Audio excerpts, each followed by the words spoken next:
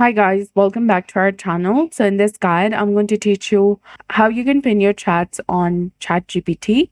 This means that you can pin your older chats or any other chat you frequently use on ChatGPT. So go ahead and search for chatgpt.com, log into your specific account, tap on this icon that is indicating open sidebar. Now this will let you access all the conversations done so far with ChatGPT. Now find and click on any chat that you want to, then click on this pin icon beside that specific chat and you'll be done.